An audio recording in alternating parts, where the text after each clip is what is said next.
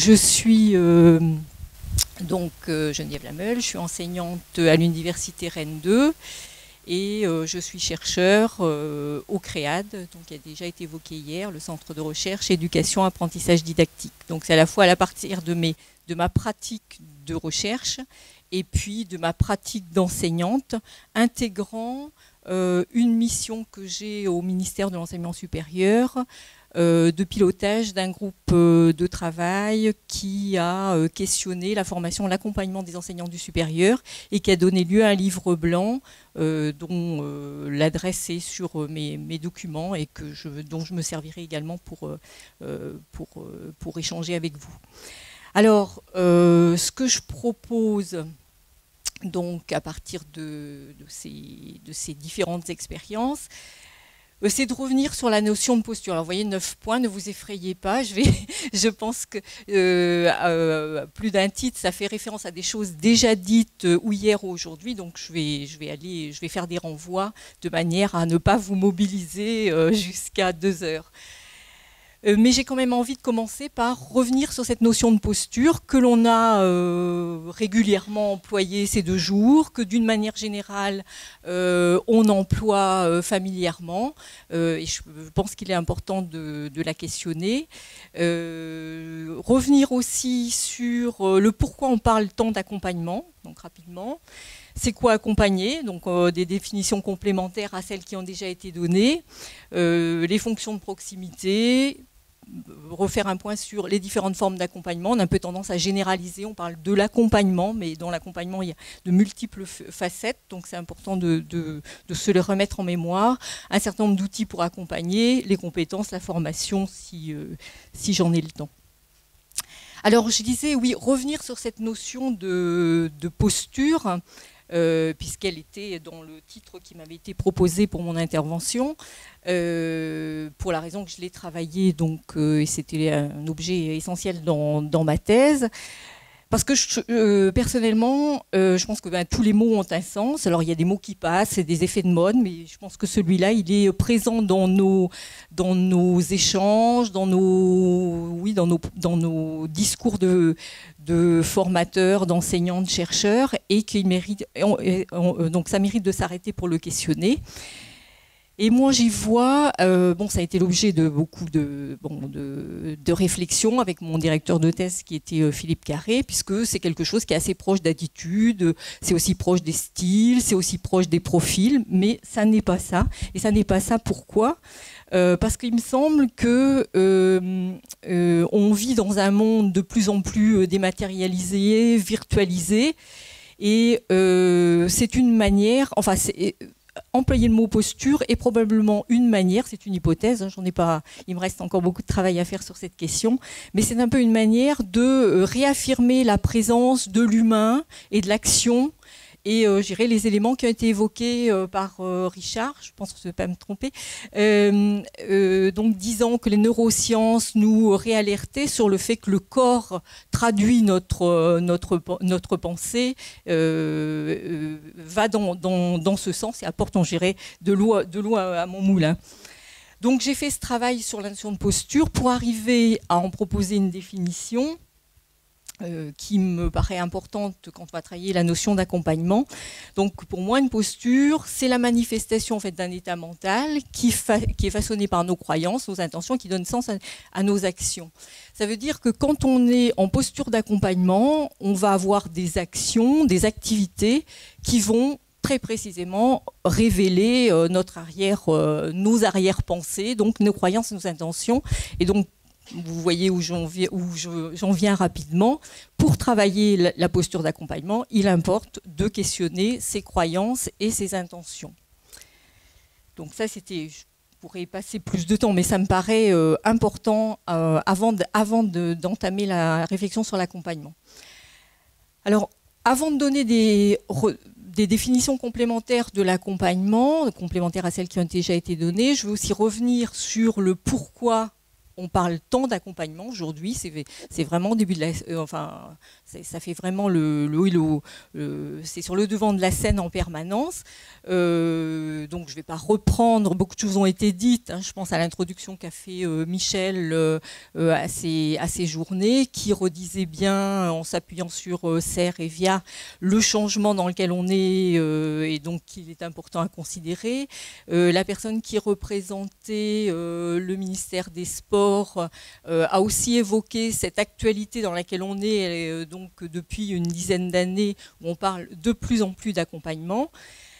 C'est important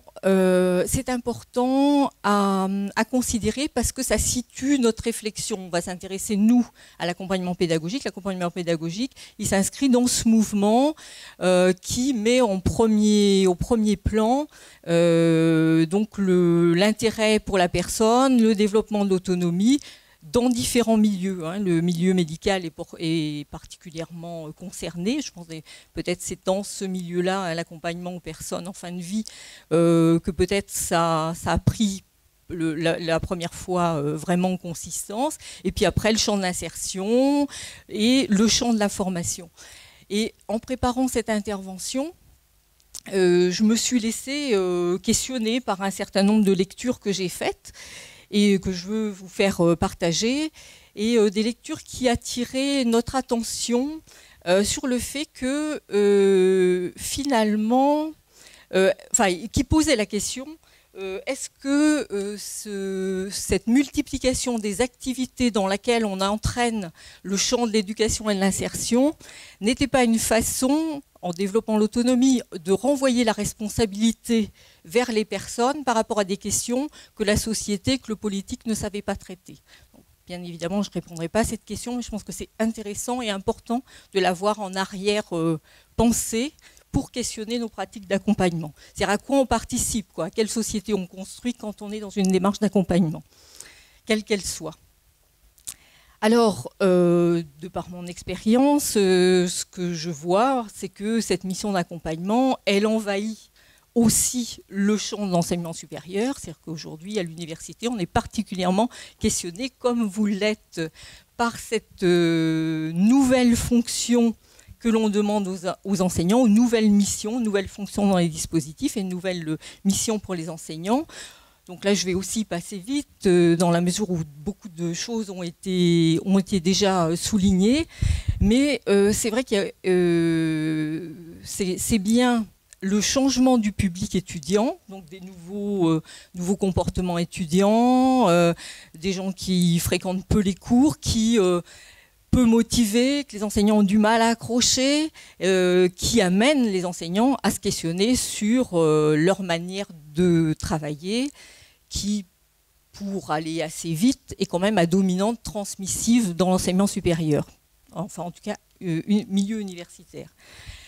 Donc ça, c'est une raison. Une autre raison qui a été aussi évoquée, c'est cette évolution de la formation continue. Donc on est plus dans des conceptions de formation tout au long de la vie et d'accompagnement des personnes dans l'évolution de leur carrière, en sachant qu'un jeune qui entre aujourd'hui aura probablement plusieurs métiers. Donc on est beaucoup moins dans des formations enfin, on est encore à certains moments, mais on s'oriente vers des formations beaucoup plus personnalisées, individualisation, et l'accompagnement en fait, a suivi le mouvement de développement de l'individualisation dans le champ de la formation.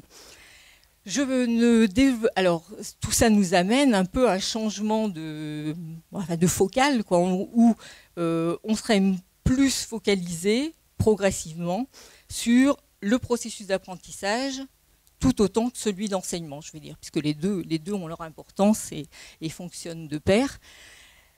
Un autre élément qui a aussi participé, je pense, à faire monter l'accompagnement d'un cran, on va dire, que je ne développerai pas, c'est celui qui vient d'être développé par Olivier et qu'il a bien expliqué.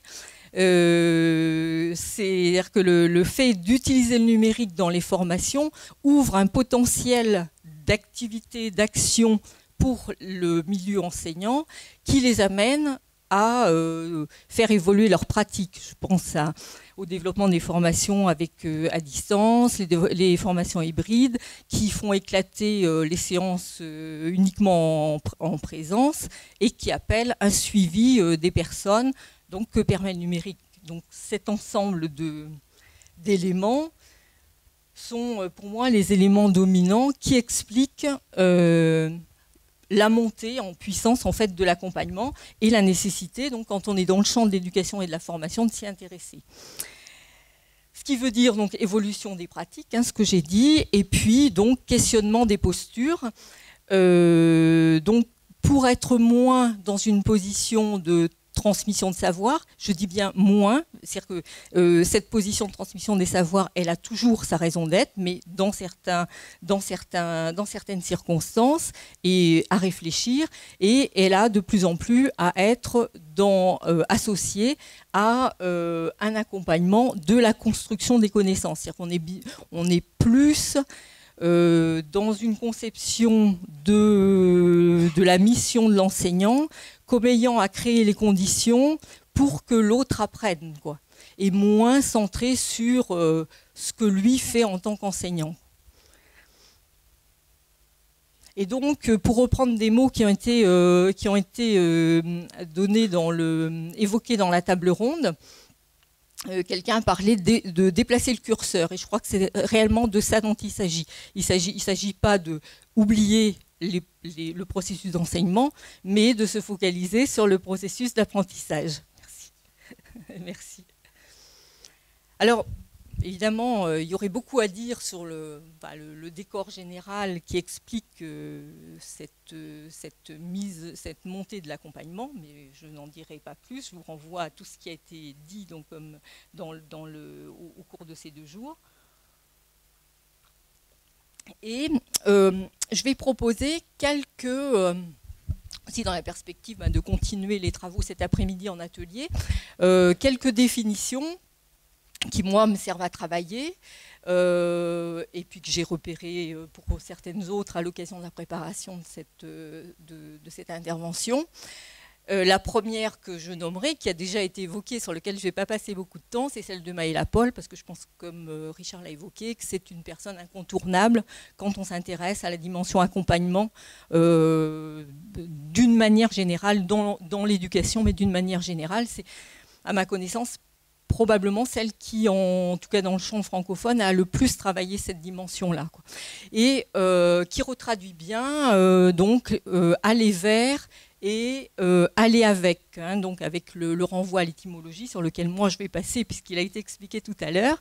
Et il s'agit bien d'accompagner, donc c'est pas diriger, c'est pas conseiller, c'est pas protéger, mais c'est passer de l'un à l'autre dans un arrangement temporel, ça veut dire un cheminement, donc qui est à inventer. Donc c'est pas ce qui explique aussi pourquoi on a tant de mal à appréhender cette notion, parce que finalement elle est en permanence fluctuante, quoi. C'est toujours à réinventer en fonction de chaque situation, en fonction de chaque personne, en fonction de chaque environnement, quoi. Et donc c'est donc toujours à penser de façon singulière. Donc Maëla Paul, voilà, pour si vous souhaitez continuer à travailler cette notion-là, et comme je l'ai dit, une personne incontournable. Je pense que les écrits aussi de Boutinet, Jean-Pierre Boutinet, sont intéressants dans la mesure, alors lui, sous un autre angle, en fait, il nous aide à faire la distinction dans nos interventions en accompagnement entre l'accompagnement visé et l'accompagnement maintien. L'accompagnement visé correspondant plus à de l'accompagnement par rapport à des projets, par rapport à des dossiers à réaliser, par rapport à un projet d'insertion, enfin quelque chose qui a du long terme et puis qui est assez visible.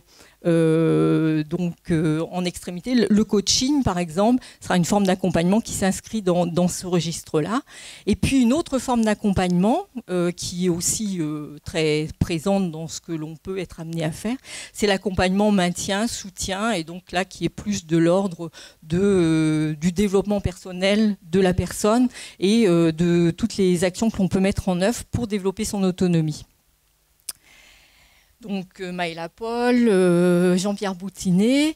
Je pense que la définition que donne Lafortune et Daudelin est intéressante quand on le travaille, l'accompagnement dans le champ éducatif, parce qu'elle nous rappelle bien deux dimensions un peu vues sous un autre angle, mais extrêmement importantes, là aussi qui ont été évoquées dans les tables rondes, notamment d'hier, et qui est l'accompagnement sur le plan cognitif, c'est-à-dire on a à plusieurs reprises réévoqué la nécessité de prendre en compte le savoir, ne pas oublier le savoir. On a discuté de si on n'a pas beaucoup de temps, sur quoi on focalise.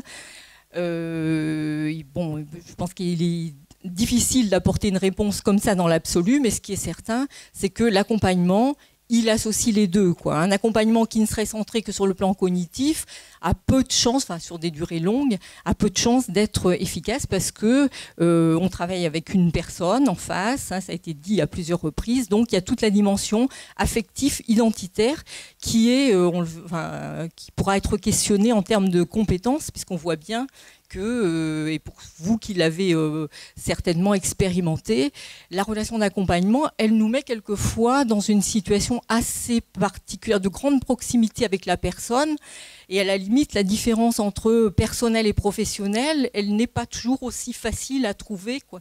Et donc, ce double regard est important. Alors, je ne vais peut-être pas lire, puisque les documents, vous les aurez. Je ne vais peut-être pas passer j'ai encore deux autres. Mais bon, c'est aussi pour vous donner de la ressource pour continuer à travailler. Donc, deux autres auteurs, Le Bouédec et puis Ducrest. Et donc, Le Bouédec qui dit la posture d'accompagnement, donc concerne les situations où il y a un acteur principal et en aucun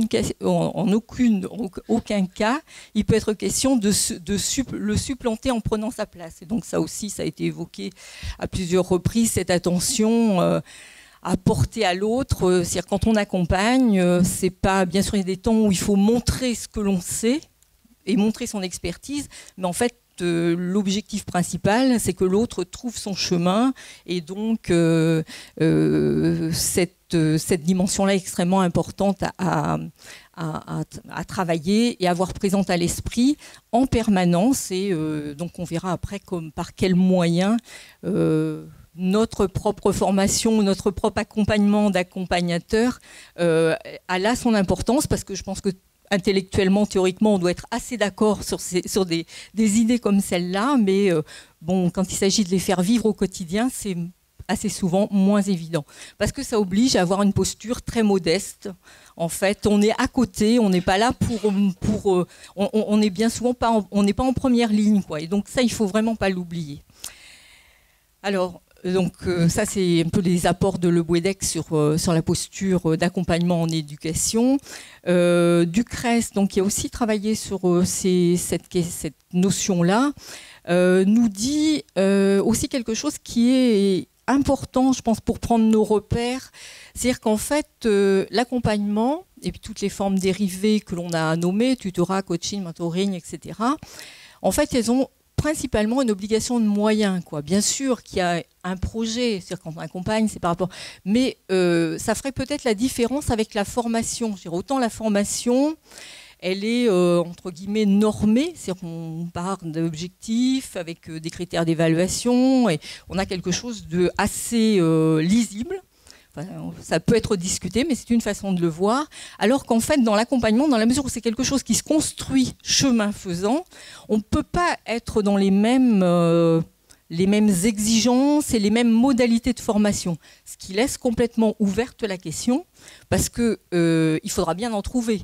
C'est-à-dire que l'accompagnement, pour pouvoir assurer l'accompagnement dont on a parlé, dont toutes les situations que l'on a vues, qui demandent du temps, à un moment, il faut avoir le principe de réalité, fait qu'il faut aussi pouvoir mettre des heures en face, donc de l'argent.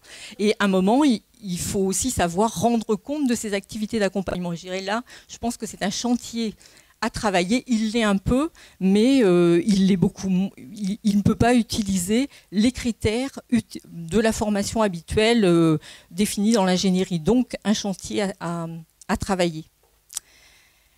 Alors, donc sur la base de ces définitions, ce qu'on peut retenir, et qui d'ailleurs résume ce que j'ai entendu pendant ces 2 jours,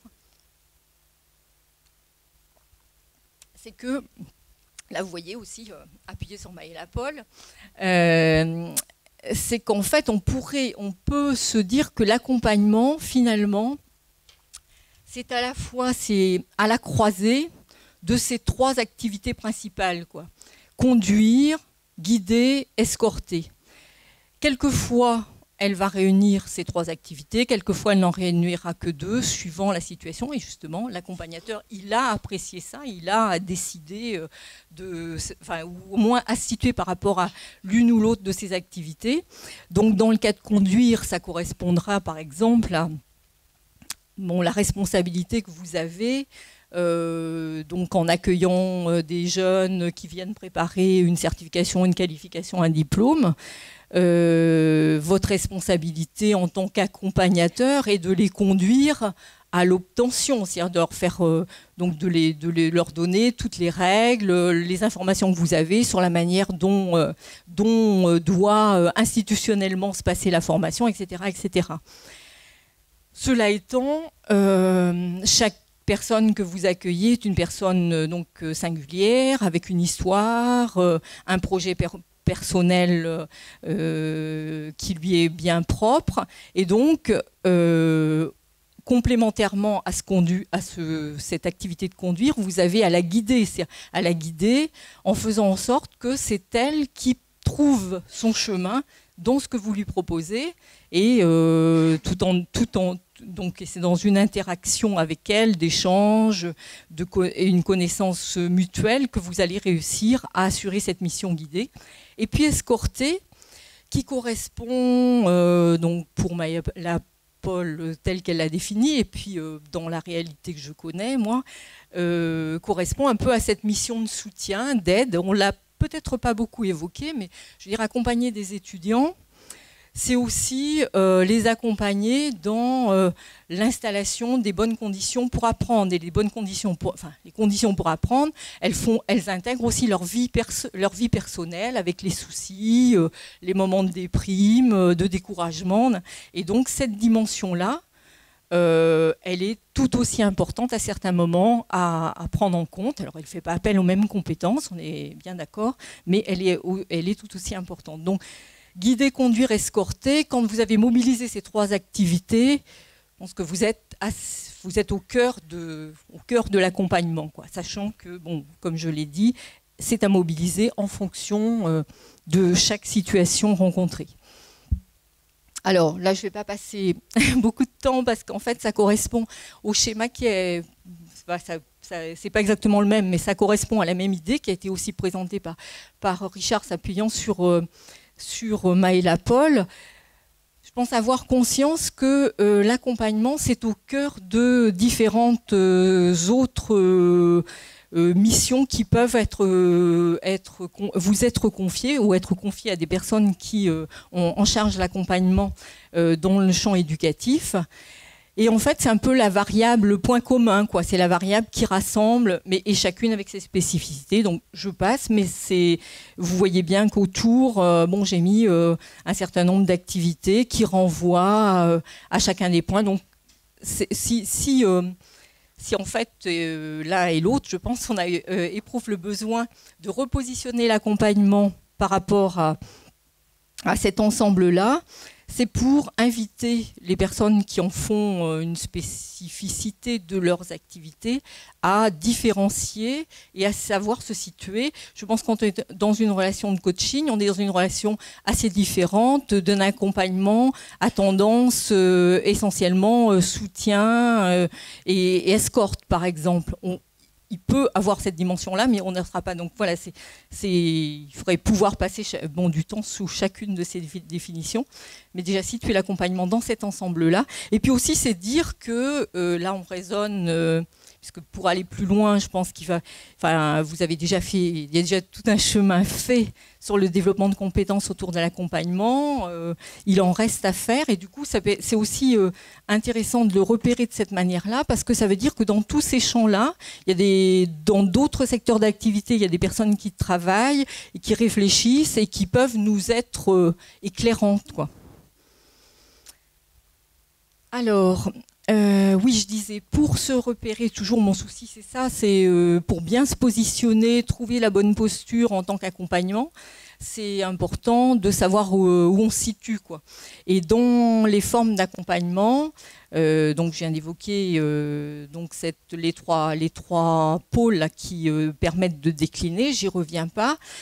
C'est aussi important donc de savoir que dans la famille accompagnement en formation, on a l'accompagnement, on est dans une relation d'accompagnement individuel, par exemple le suivi de mémoire, un suivi de dossier d'étudiants, c'est un accompagnement d'un certain type.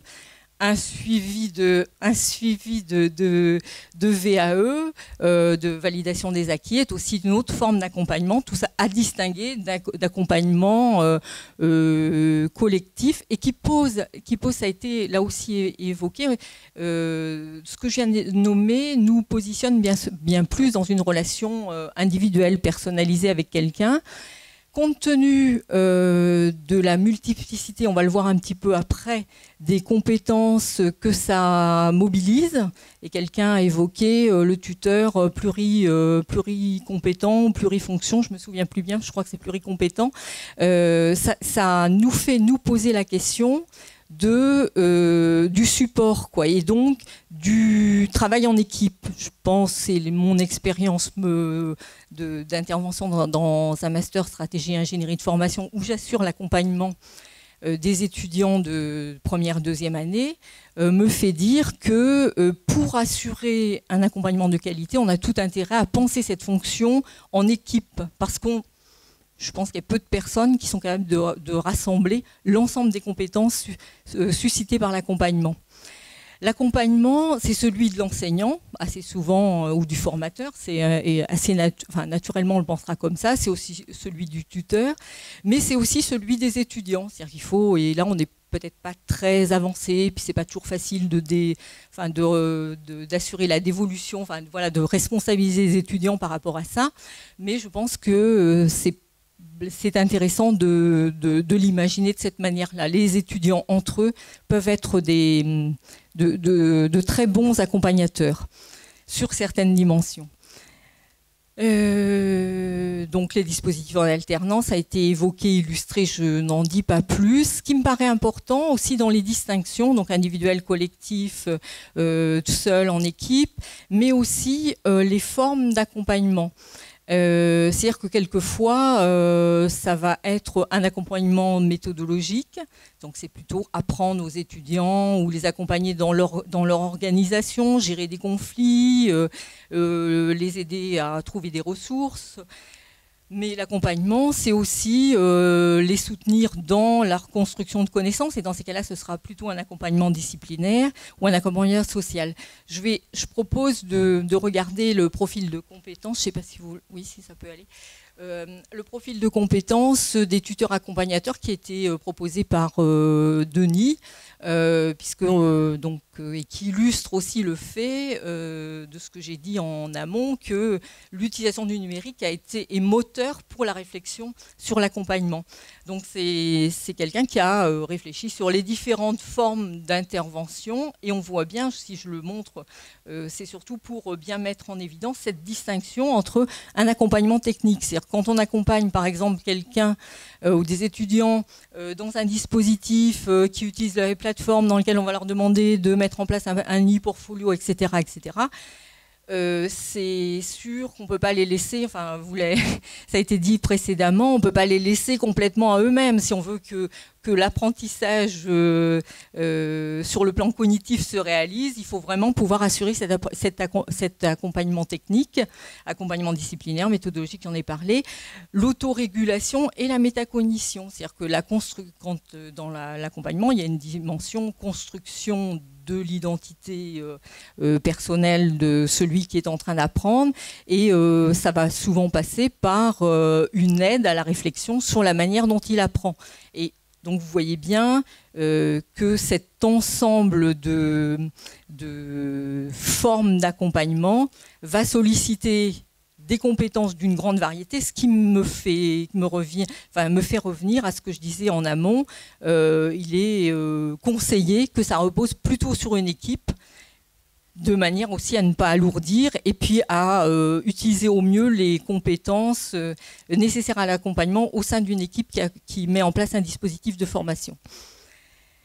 Alors, j'ai envie d'insister aussi sur cette place que prend l'accompagnement. En fait, en s'intéressant à l'accompagnement, je pense qu'on s'intéresse vraiment à une composante essentielle des dispositifs de formation. Et là, je prends appui sur des travaux que j'ai eu la chance et le plaisir de faire dans le cadre d'une recherche européenne, dont vous avez l'adresse et que je vous invite à visiter le site.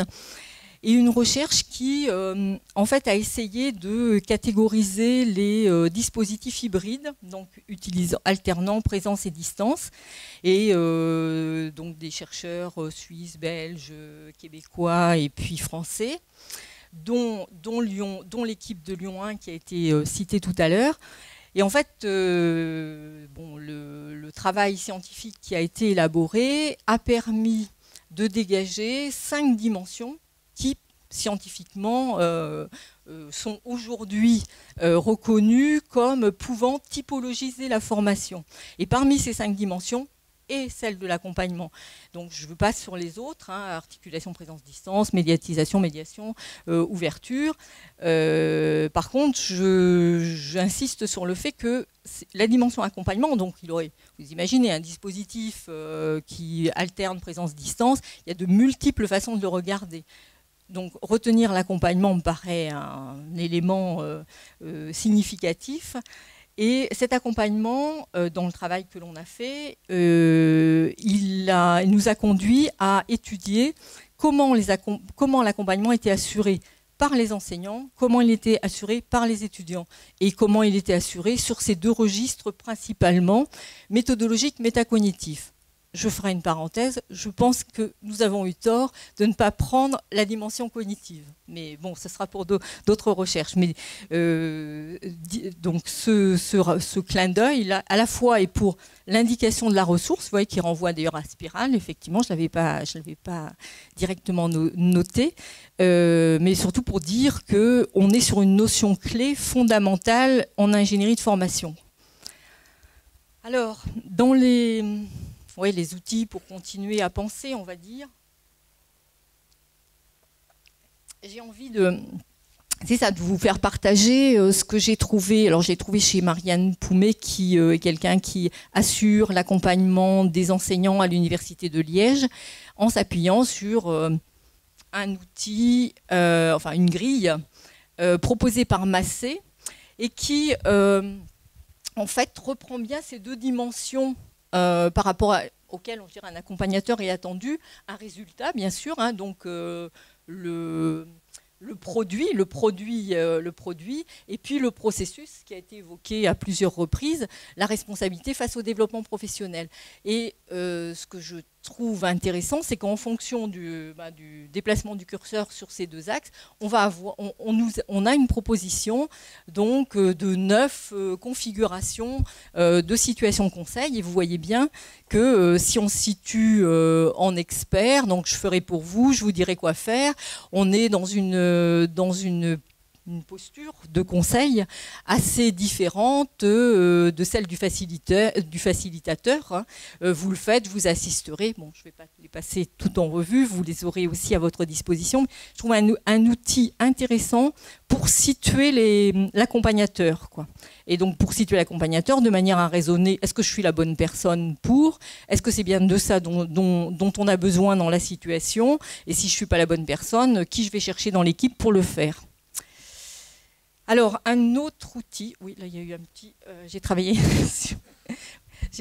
sur Mac et donc on n'a pas ajusté, mais c'est pas très grave, un autre outil dont personnellement je me sers avec les étudiants pour assurer cet accompagnement dans le master et qui vise un peu à repérer, donc que j'ai repris chez Serrault, qui a travaillé à l'étude des dispositifs au CESI, des dispositifs en alternance pour la formation des ingénieurs, et qui distingue bien, de mon point de vue, donc ce qui est en bleu, qui est un peu ce que l'accompagné a à mobiliser, hein, c'est-à-dire se situer par rapport aux nouvelles situations, prendre des objectifs, acquérir de nouvelles compétences, etc. Bon, c'est pas tellement là-dessus que je veux insister, mais plus sur ce qui entoure et qui guide un peu l'action de l'accompagnateur au fur et à mesure que l'accompagné un peu déroule son processus de développement des compétences.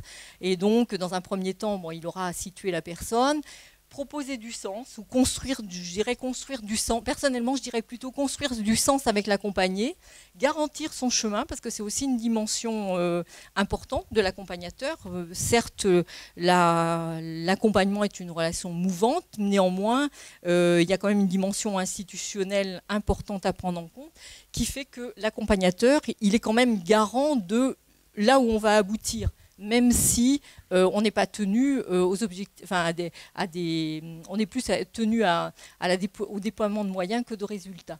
Relié aux motivations, reconnaître la personne, donc ça fait écho à des choses qui ont été dites dans les ateliers, conseiller sur les moyens, ouvrir des horizons. Donc on a en périphérie comme ça un maximum des choses, voilà, des choses. Alors je vois bien qu'il est temps que je termine, donc je vais quand même dire 2 mots. Alors sur les outils pour accompagner, je vais pas m'étendre trop longtemps parce que beaucoup de choses ont été dites, mais je tiens quand même à dire 2 mots sur le portfolio. C'est-à-dire que j'ai bien vu, j'ai bien entendu, parmi les outils à la disposition de l'accompagnement, on a vu le contrat d'apprentissage, donc ça a été, je l'ai vu en tout cas ce matin dans les vidéos qui ont été montrées, on voit bien la reprécision sur le contrat, le questionnement, la réflexivité aussi ont été évoqués à plusieurs reprises.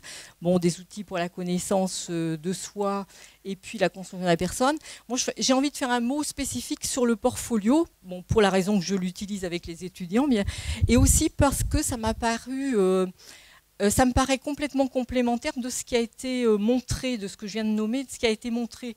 Si on fait, si vous vous souvenez de ce qu'a présenté André, donc pour travailler son activité, la transformer en expérience, il y avait une énorme boucle rouge qui signifiait la transformation. Et la transformation, donc, elle passe beaucoup par un échange, par une explicitation. C'est tout l'objet de l'autoconfrontation. Et je pense, enfin, je suis tout à fait, enfin, d'accord avec pour reconnaître ça comme des outils importants, mais il me semble que le portfolio, donc le portefeuille de compétences, pour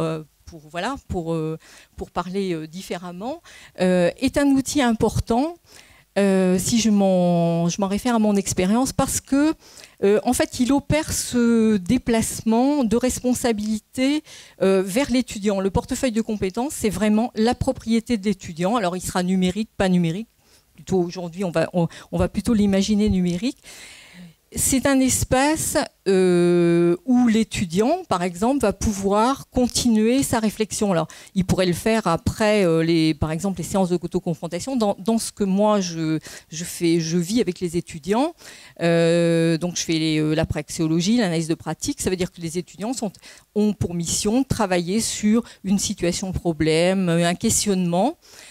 Ils le travaillent, donc on le travaille en séance. Et puis, ensuite, ils ont comme consigne de le déposer sur leur portefeuille de compétences, leur portfolio, de l'ouvrir à qui ils veulent, ça veut dire à qui ils veulent de leur pairs, bon, des intervenants en général, leur tuteur de stage, puisque c'est une formation en alternance, et ça répond à une des questions qui ont été posées, c'est comment on coordonne, comment on associe ces différents regards sur une même construction de connaissances qui à la fois est universitaire, mais aussi venant beaucoup du terrain. Et donc la conduite d'un portfolio me paraît être intéressante de ce point de vue-là, et puis elle me paraît aussi intéressante parce qu'elle les prépare progressivement à cumuler des traces dans la perspective d'élaborer un portfolio de présentation d'eux-mêmes qui leur servira à la fin de la formation. Donc voilà, je n'en dis pas plus. On va passer. Ce que j'ai quand même envie de dire, oui, c'est ça, par rapport aux compétences à mobiliser. Les compétences à mobiliser, ce qui est difficile, aussi, qui nous rend la tâche difficile, c'est qu'en fait, en tout cas dans le milieu de l'enseignement, à ma connaissance, il n'est pas de référentiel officiel. Il n'y a déjà pas de référentiel officiel enseignant dans le supérieur, donc, et il n'est pas de référentiel sur l'accompagnement, si ce n'est bon, des morceaux de travail dans différentes universités, différents établissements, mais rien d'officiel. Néanmoins, je trouve assez intéressant, et c'est en ça que je dis c'est aussi c'est une invitation à aller voir ce qui se fait ailleurs.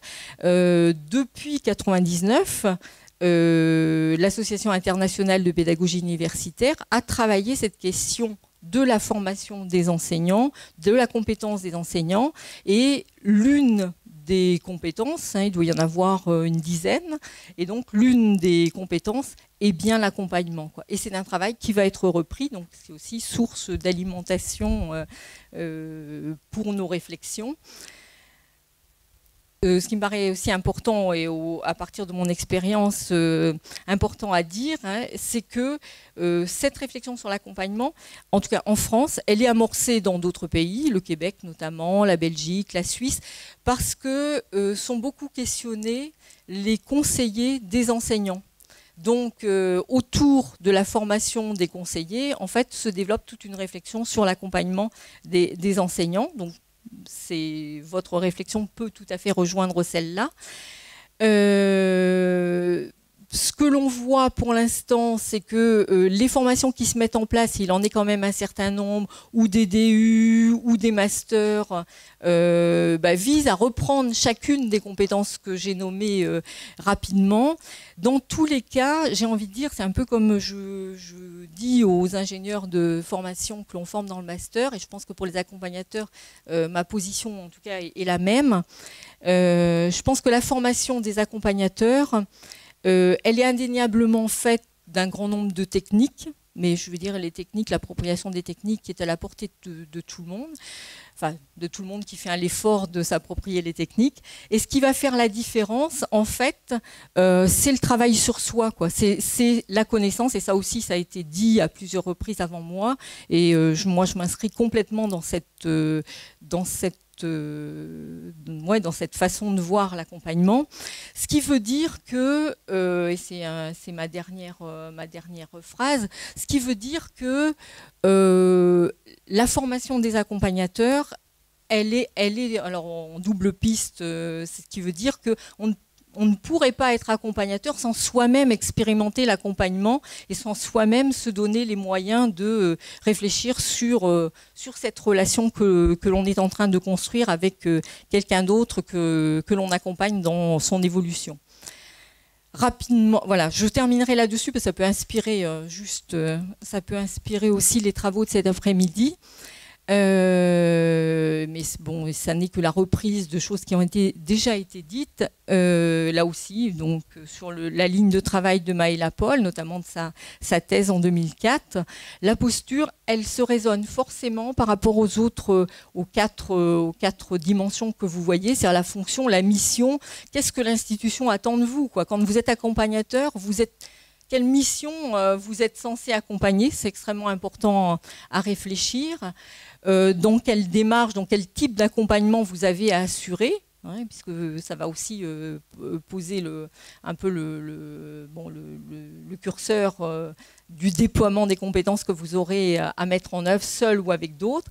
Et puis, quelle relation vous allez construire. Et cette réflexion sur la réflexion d'ensemble, à partir de ces quatre pôles, va vous situer dans une relation, une posture plutôt de retrait, mais laissant la place à l'autre, plutôt de confiance et confiance réciproque, ou plutôt dans une implication, mais avec la distance nécessaire pour travailler, ou donc le pari raisonné, c'est-à-dire il y a dans une relation d'accompagnement, il y a une grande incertitude. C'est-à-dire qu'il faut accepter de faire confiance à l'autre, néanmoins avec la responsabilité de le mener jusqu'au bout. Donc il y a toute une dimension de pari à raisonner. Et donc ce cadre-là vous permet là aussi de vous situer évidemment à condition d'être retravaillé et puis approprié dans l'un ou l'autre des cas de figure, et vous permet aussi de déterminer quel est votre besoin de développement de compétences personnelles, quoi. Voilà, je m'arrête là, je suis passée un peu vite sur certains points, mais bon, j'ai mis à disposition un certain nombre des références dont moi je me sers et puis que je connais sur la question, voilà. Et notamment des séminaires qui ont été faits sur l'accompagnement. Donc tout ça plutôt dans le champ de l'enseignement supérieur, mais je pense que quel que soit le contexte, en fait, le fond de questions sur l'accompagnement peut être partagé.